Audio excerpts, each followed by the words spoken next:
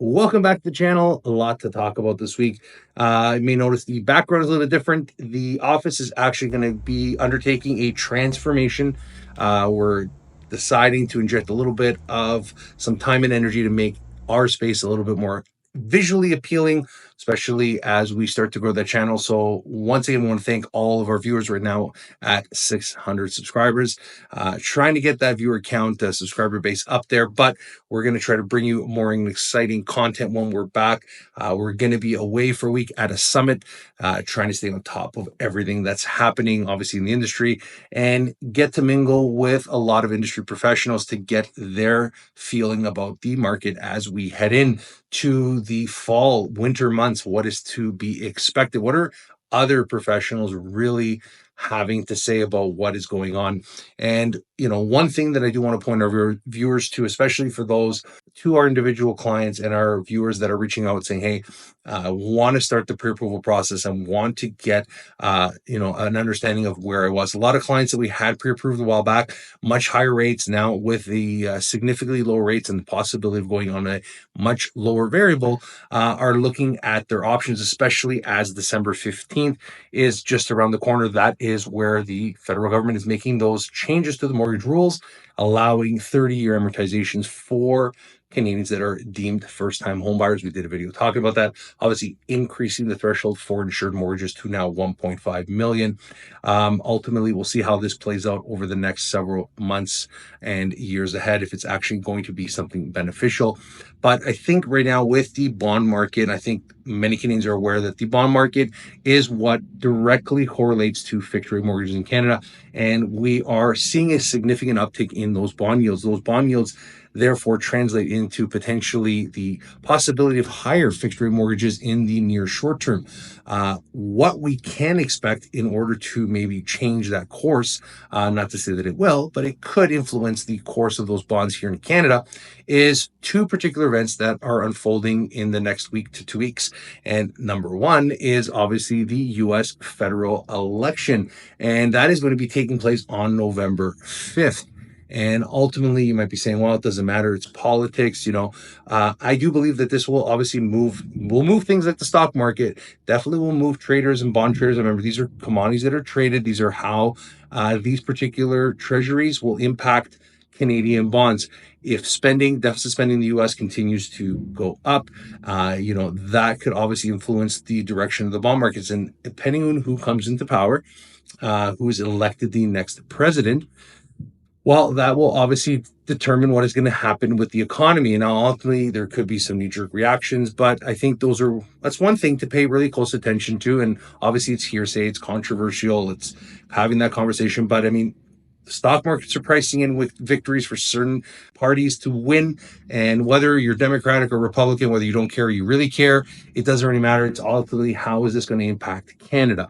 The other important event that's about to take place is on November 7th with the U.S. Federal Reserve announcement with Jerome Powell, the FOMC. Ultimately, what is happening in the U.S. with their jolts, their job numbers, ultimately coming in a little bit softer than they would like. That could mean that, hey, the U.S. may lean heavily into a higher or larger rate cut. And that could obviously mean that bond yields could potentially fall. So we do have a couple of catalysts. Those catalysts ultimately are coming out of the U.S. Case in point is, look, we just saw the Bank of Canada cut 50 basis points earlier this month, and the bond yields went up. This is literally the reality is that no matter what happens in Canada, everything is heavily tied to the U.S. economy. Although the governor of the Bank of Canada will come out and obviously tell us, hey, we have our own currency, we have our own monetary policy. Look, the Canadian dollar is weakening. So we have to understand that we are tied to the hip with the U.S. Obviously, what the U.S. does, U.S. basically speaks, then the rest of the world really listens. And this is something that we need to pay close attention to in the next couple of weeks. So all of this to say that, if you're approaching mortgage renewal, we've been having a lot of conversations with our clients, and the conversation is roughly about taking a variable rate mortgage in this current market.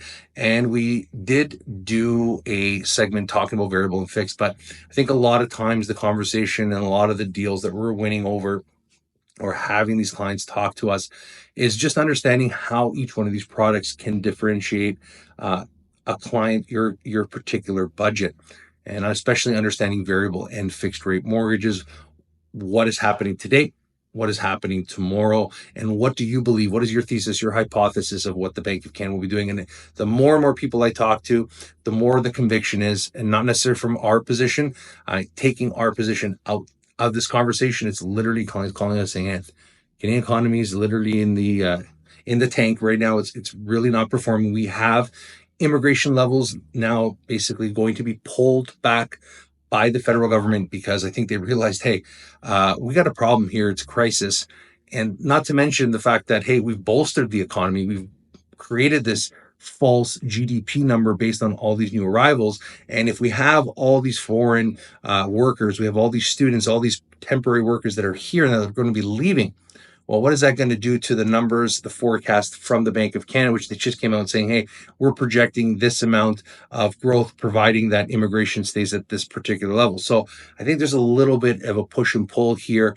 And it's, I think, too early to tell. We can always speculate on it. But at the end of the day, we have a weaker economy. Canadians not inclined to spend. If the sentiment, if the psychology of consumers is not in a very good place, well, people aren't just going to spend their money if they don't feel the security of a job, if the economy is not performing, right? And that also pertains to the housing market. Some people are not going to jump into the housing market until we see a significant push from the Bank of Canada. I mean, ultimately, I don't know how much more of a push we're going to need. Is it going to turn over all in one shot? Is it going to happen in 2025? Is it going to happen in 2026? And ultimately, as I said, we're not sitting here trying to tell people, hey, you need to go out there and buy a home today. I think many Canadians who are watching not only our channel, but other mortgage and real estate related channels, they're starting to get the feeling that things are starting to improve. And I can tell you from our desk right here in the city of Vaughan, we work with a lot of Canadians, not only in Ontario, but across Canada, and is starting to really get active. We're starting to see multiple people going out there to viewings. Just on our street, we're in a new subdivision, and there's some homes that are inventory that have been sitting for a significant amount of time. And just over the last 2 weeks, we've saw car after car after car pulling into these homes, and the activity has definitely picked up. We're definitely seeing that come to light. Now, ultimately, what I want to do is just basically ask the question, what do you think is going to happen in the US election?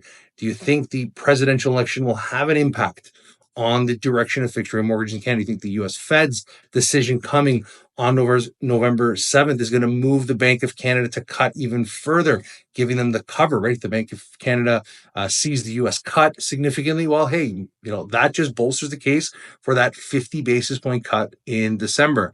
And ultimately, what do you think is going to happen in the housing market here in Canada as the economy continues to weaken and we start to really push for builders to get these products out to the marketplace? Let us know what you think in the comment section below, but we'll see you when we're back. And we can't wait to show you our new office. So once again, don't forget to leave your thoughts, questions, and concerns in the comment section below. Like, share the video, and we'll see you all very soon.